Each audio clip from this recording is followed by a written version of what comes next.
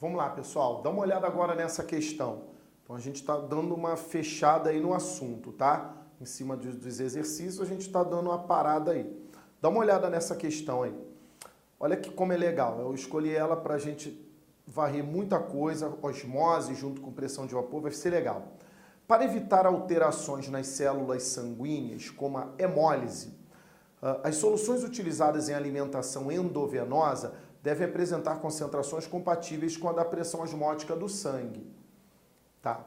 Foram administradas a um paciente por via endovenosa, em diferentes períodos, duas soluções aquosas, uma de glicose e outra de cloreto de sódio, ambas com concentração igual a 0,31 mol por litro, a 27 graus Celsius.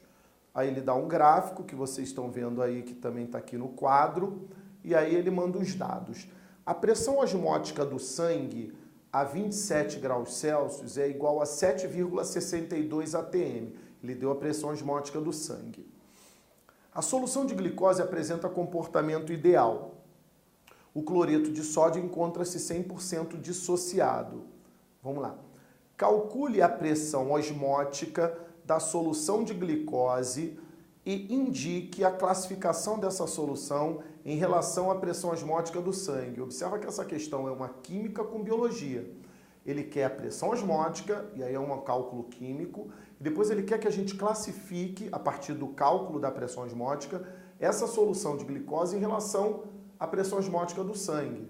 Ou seja, ele quer que a gente diga se essa solução de glicose é hipotônica, hipertônica ou isotônica, em relação às células sanguíneas. Então vamos lá, se ele pede para a gente calcular a pressão osmótica, nós sabemos calcular. Vou calcular aqui embaixo. Como calculamos a pressão osmótica de uma solução? Pessoal, a pressão osmótica é calculada através dessa formulinha que veio do PV igual a nRT.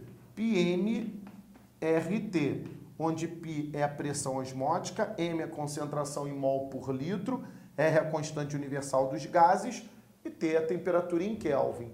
Tranquilo, é só olhar e substituir. Então a pressão osmótica dessa solução de cloreto de sódio da glicose não é da glicose, gente? Isso. É a sua concentração. Qual é a concentração da glicose? Ele deu lá, 0,31 mol por litro. Só um detalhe, atenção nesse meu detalhe, hein?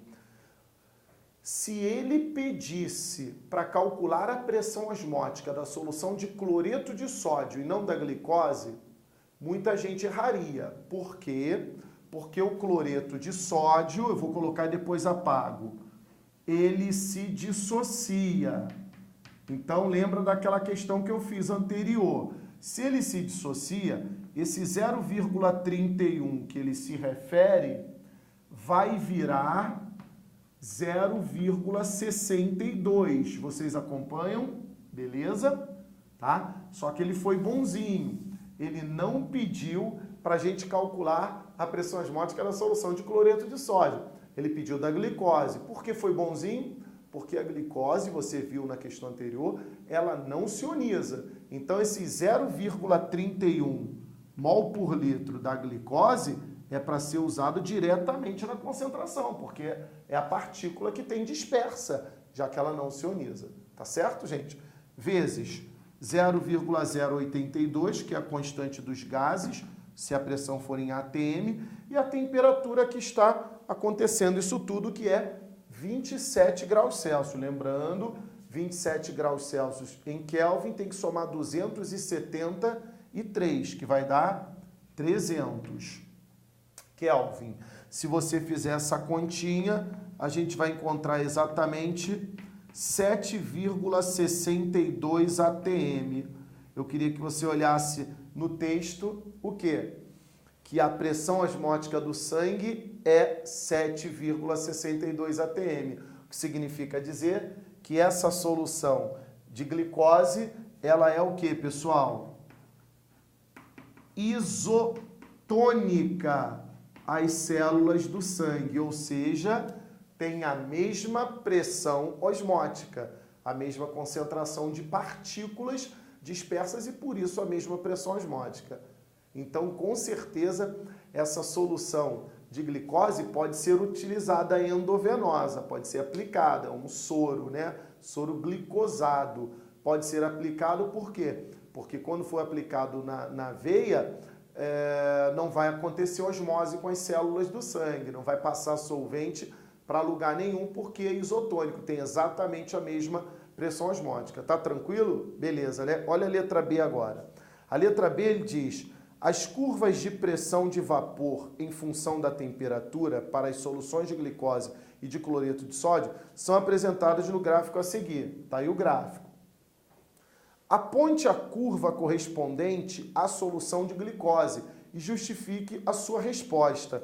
Observa. Então ele quer agora que a gente, a partir do gráfico, com duas curvas, que a gente saiba quem é a curva da glicose e quem é do cloreto de sódio. Só um detalhe, só para ratificar, mas eu acho que você já entendeu. Embora as duas soluções, tanto a de glicose quanto a de cloreto de sódio, pareçam ter a mesma concentração, vê aí no enunciado, que é 0,31 mol por litro e 0,31 mol por litro, as concentrações são iguais, mas não por efeito coligativo, porque por efeito coligativo o cloreto de sódio se dissocia e isso vai virar quanto, pessoal? Falei agora há pouco aí, isso vai virar 0,62. E a glicose, como não se ioniza, 0,31. Então, na realidade, as concentrações por efeito coligativo são bem diferentes. Aliás, a de baixo é o dobro. Beleza? E, portanto, se é o dobro, exerceria o dobro da pressão osmótica, porque seria aqui 0,62. É fácil de ver isso aí, né, pessoal? Mas ele nem quer pressão osmótica, ele quer pressão de vapor e temperatura. E aí é bom aparecer esse gráfico, porque a gente não, na teoria, a gente usou só o conceito, não falou do gráfico, e aí vale bem aqui. Olha só, esse gráfico é muito fácil de ser interpretado. Você escolhe fixar uma pressão ou você escolhe fixar uma temperatura e a sua avaliação vai ser a mesma. Quer ver? Vou aqui fixar uma pressão, tá? Fixei uma pressão aqui constante, tá bom? E se você olhar a pressão constante, você vai analisar o quê?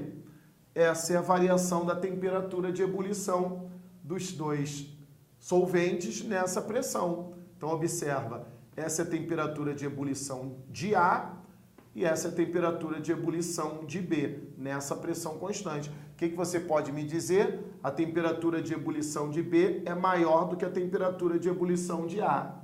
Você pode me dizer o que significa isso? Se a temperatura de ebulição de B é maior, é porque B tem mais soluto e por isso é mais difícil fervê-lo. Beleza? E se B tem mais soluto, você já pode me dizer quem é a solução B? A solução B é de cloreto de sódio, que é que tem mais soluto para o efeito coligativo. E sendo assim, a solução A é a de glicose, é a que tem menos soluto e por isso ferve numa temperatura menor, porque tem menos soluto ali para prender moléculas de água. Então elas conseguem passar para o estado gasoso a uma temperatura mais baixa. Ele pedia qual das curvas representa a solução de glicose. Curva A, justificativa que ele pede, qual é? Apresenta menor temperatura de ebulição, já que apresenta menos soluto, menos partículas, é bom até falar isso, menos partículas dispersas em solução. Agora, é bom para falar disso, mostrar o que está aqui, ó, que a glicose não se ioniza e que o cloreto de sódio se dissocia. E por isso as concentrações para efeito coligativo são bem diferentes. É uma bela questão. Ok, pessoal?